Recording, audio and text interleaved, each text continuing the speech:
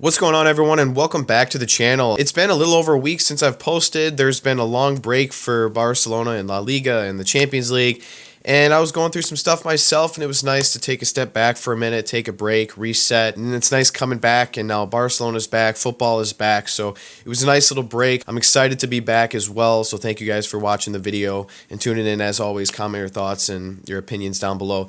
What I want to cover in this video, there's a couple different things. First and foremost, Barcelona back in 2025 with a bang. Can't get too excited. It was not a great team. We all knew they were probably going to win by a few goals. That was kind of expected, but it was a nice, in a perfect way to segue into 2025 nonetheless. And then, honestly, more importantly, Ronald Araujo is back. I think this is massive for the club.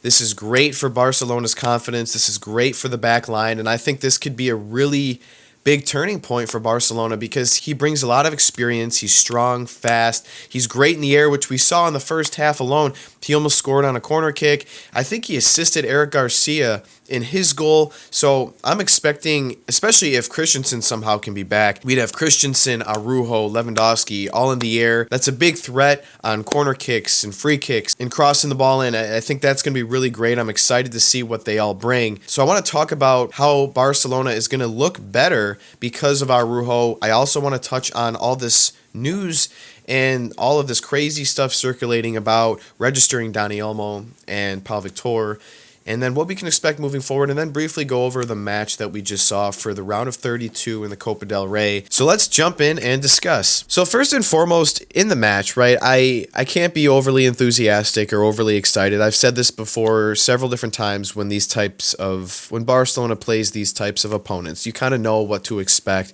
and you can't get overly excited with a result like this. But what I liked was it was a perfect way to segue in. I don't think Barcelona had to play overly aggressive or work too hard, as bad as that might sound. And they had a lot of players that were able to step on the pitch and get some playing time, like Pablo Torre, Ansu Fati, Gerard Martin. It was nice to see. And again, due to the nature of this match, it's hard to really say anyone was that good. I would say, I think Frankie de Jong, I'm not saying he played unbelievable, but I feel like out of most of the matches I've seen so far this season, it looked like he was feeling a little more comfortable and it looked a little more himself, which we like to see that. I saw some positive moments from Pablo Torre and Fermin Lopez, but I thought it was a nice match, and I'm just going to leave it at that.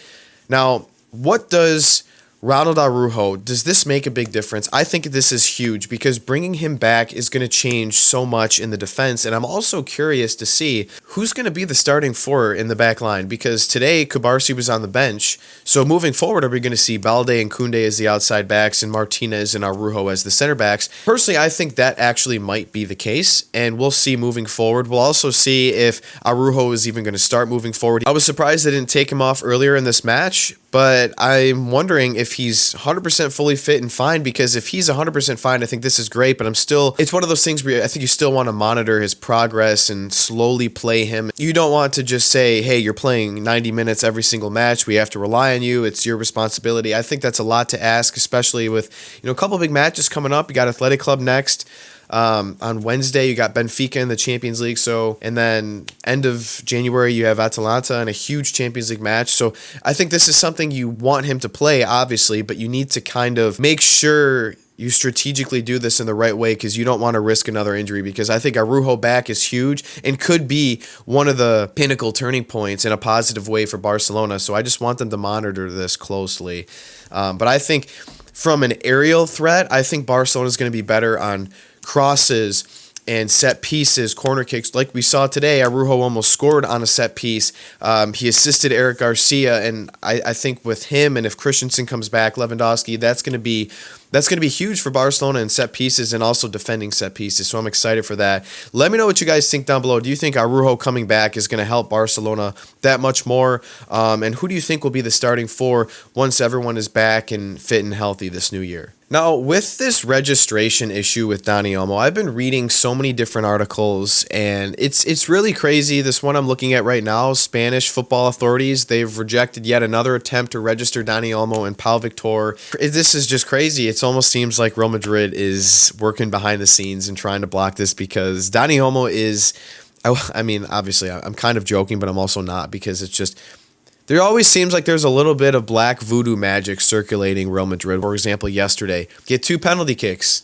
They barely win. There's all this crazy stuff that happens and goes their way. It's kind of strange, right? We'll just leave it at that. But if Barcelona is unable to register Dani Olmo, he's made it clear that he wants to play for Barcelona. I think there's a weird circumstance where he could potentially just sit out this half of 2025, which would be terrible. And that also would mean he can't play with the Spanish national team either. I mean, I guess if that has to happen, we'd prefer that over selling him, or not even selling him, losing him on a free transfer to another team, because obviously you got him for a reason.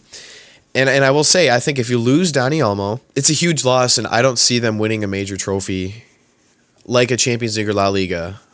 The other domestic trophies, maybe. I don't see them winning the Champions League or La Liga without Dani Olmo. Reason being is he is the focal point in that attack. Not necessarily the attack, but bridging the gap between starting a counterattack. And we all see it. He's so creative. He can combine left and right. He's a good goal scorer. And when he's playing, when he's healthy at that number 10 spot, there's not many players better than him in that role right now, and he's so creative, and he's linking up, and he's creating countless of opportunities for the team. And if they don't have him, most likely Pedri into that role, because out of Gavi and Casado and Frankie de Jong, he's the most attacking-minded individual. And it's not like I have a problem with Pedri playing, but I don't love him in that role just because he's not as attacking-minded as Dani Olmo. And I think he can be. I don't know what it is. I feel like he could be. I know he's not like a naturally gifted goal scorer, but he's so skilled. I don't think there's a reason why he can't be not exactly like Dani Olmo, but more attacking minded. And I think Barcelona will struggle connecting their midfield to the attack and starting counterattacks through him, because he's such a good playmaker, and he's such a good let me keep the ball, let's stay relaxed, let me spread the pitch, let me play these through balls, let me control the match. I think it's easier for him to do that sitting back more in that deeper role, and I just think it's going to mitigate the amount of goals in the attack of Barcelona if he's in that role. I hope I'm wrong. I mean, I hope that Dani Olmo can get registered so we don't even have to worry about this.